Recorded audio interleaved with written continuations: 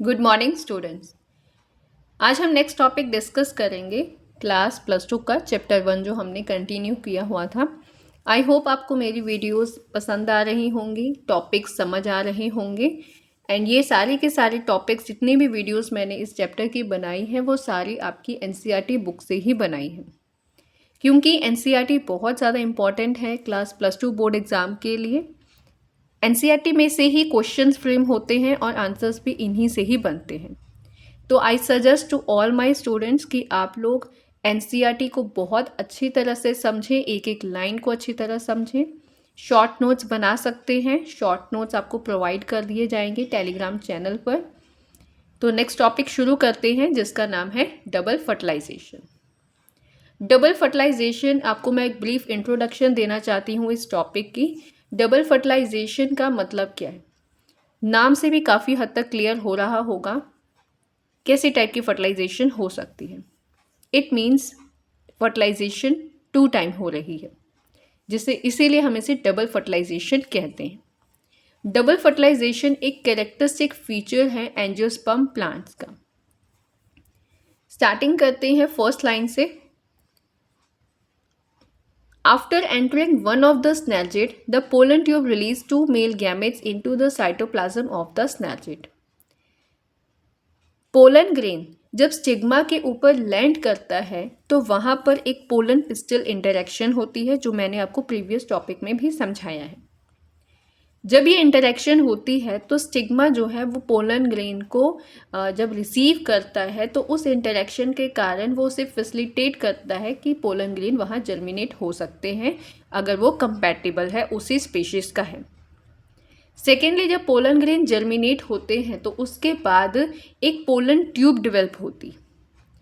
ये pollen tube क्या करेगी, ये पोलन ट्यूब जो है वो मेल गैमीट्स को कैरी करेगी और आगे जाके ओव्यूल तक पहुंच जाएगी। तो सबसे पहले जब पोलन ट्यूब ने स्टिग्मा स्टाइल के थ्रू ओव्यूल तक पहुंचता है तो एंट्री कहाँ होगी, वो होगी स्नर्जिट्स के थ्रू। इसके बाद पोलन ट्यूब्स ने दोनों मेल गैमेट्स को रिलीज करना है ओव्यूल के साइटोप्लाज्म में। इसमें से एक जो मेल गैमेट होगा, क्योंकि 2 मेल गैमेट होते हैं पोलन ग्रेन में, तो जो एक मेल गैमेट होगा वो किधर मूव करना शुरू कर जाएगा, एग सेल के अंदर। जबकि दूसरा जो फ्यूज होने के बाद एग सेल में जब एंटर हो चुका है तो वहाँ पे फ्यूजन होगी, फर्टिलाइजेशन होगी। ये सारा प्रोसेस न्यूक्लियस के अंदर ही होगा। इसके बाद जो रिजल्ट बनता है वो बनेगा जाइगोट।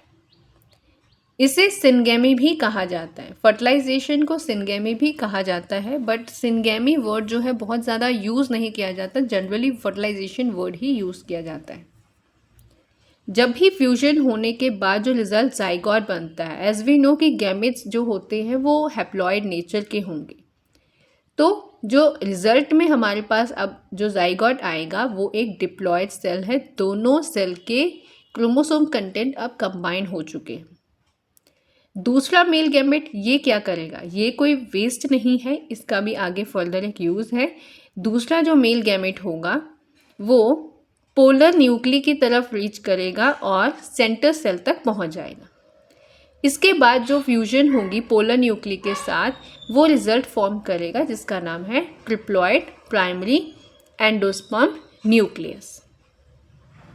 सो सेकेंड जो फर्टिलाइजेशन होगी वो कहाँ होनी है, वो होगी सेकेंड मेल गैमेट जो पोलर न्यूक्ली के साथ फ्यूज़ करेगा। अब जो ये पोलर न्यूक्ली ओव्यूल के अंदर प्रेजेंट होते हैं इनका नंबर होता है 2, मीन्स एक सेल के अंदर दो न्यूक्लियस प्रेजेंट होंगे।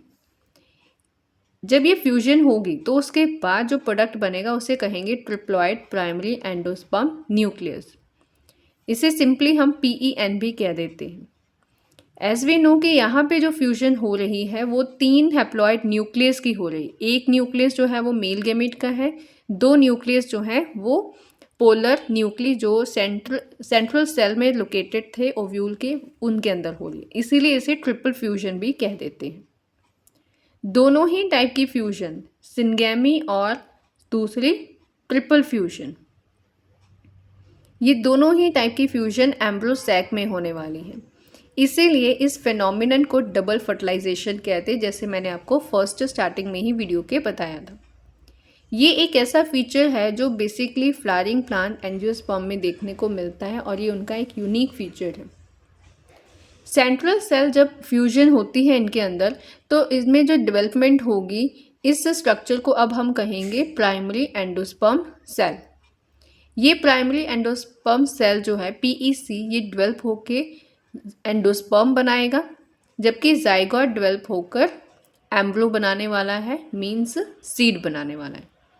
तो डबल फर्टिलाइजेशन में दो प्रोडक्ट बनते हैं, एक बनेगा एंडोस्पर्म और दूसरा बनेगा एम्ब्रो।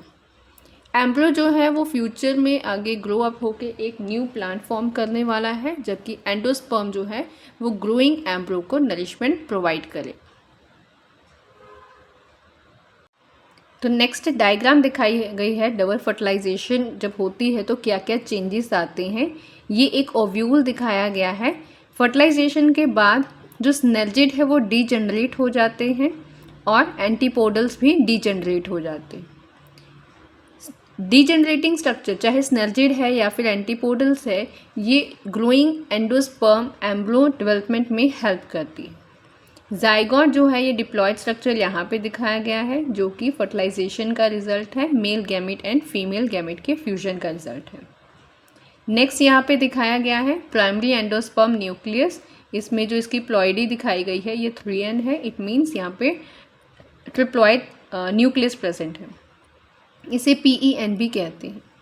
तो ये एक फर्टिलाइजेशन होने के बाद जो स्ट्रक्चर दिखेगी, जो चेंजेस आते हैं उस ओव्यूल में, वो बताए गए हैं आफ्टर डबल फर्टिलाइजेशन।